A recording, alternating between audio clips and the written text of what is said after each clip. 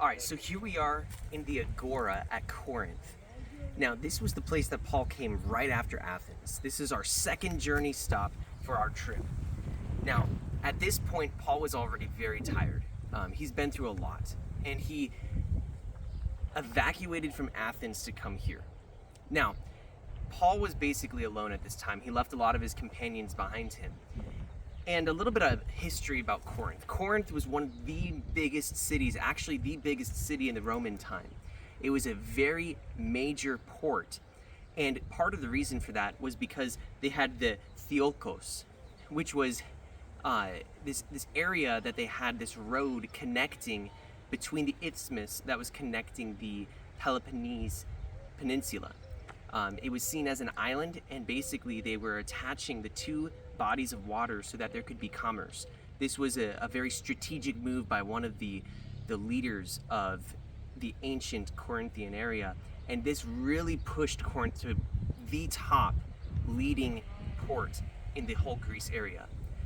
Now, when Paul got here, Corinth was known as a very just degenerate place. A lot of horrible things happened here. It was also very steeped in idolatry, and the Corinthian church had many problems from this. And so that's where 1 Corinthians was written in response to a couple letters that were written to Paul. And 2 Corinthians also was an address to the people who were having questions about Paul's apostleship and his authority over the church. So when Paul got here, he was already very worn out on his trip. He had a lot of people that were against him, and it would appear that Paul, from the scriptures, was getting very worn out. And it was about this time that Paul met Aquila and Priscilla. God placed them in his life to be an encouragement and to be somebody that could come alongside him. They were tent makers, the same trade as Paul, so they were able to work. And this is one of the places that Paul stayed the most in his missionary journey. It was his second missionary journey, and he stayed 18 months here in Corinth. God opened the door and gave him a little bit of respite. Now, I want to read a little bit of the passage of Acts 18, because Paul, he met Priscilla and Aquila. They had come from Italy because they were pushed out by Claudius, who had commanded all the Jews to leave.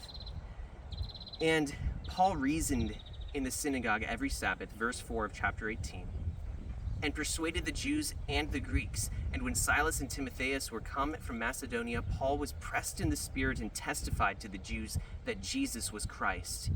And when they opposed themselves and blasphemed, he shook his raiment and said unto them, Your blood be upon your own heads.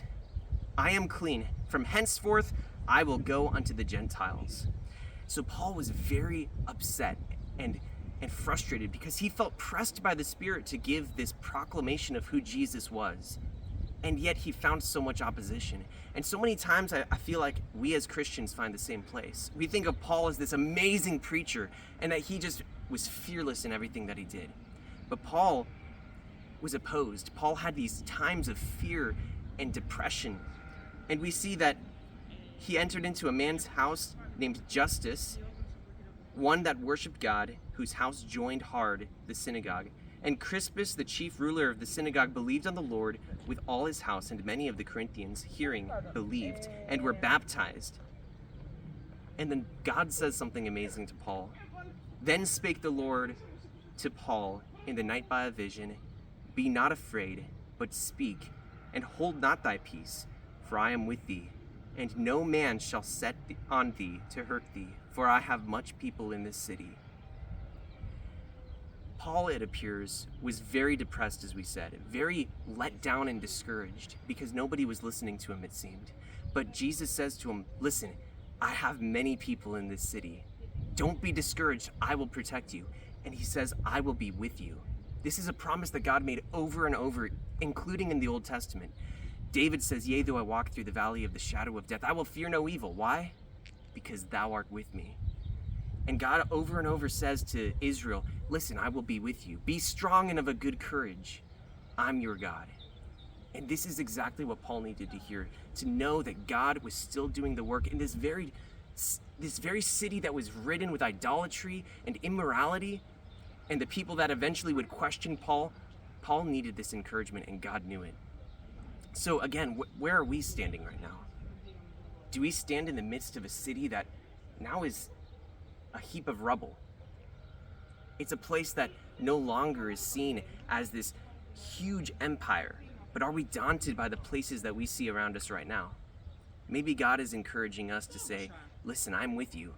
Don't give up. They may not be listening, but I am your God.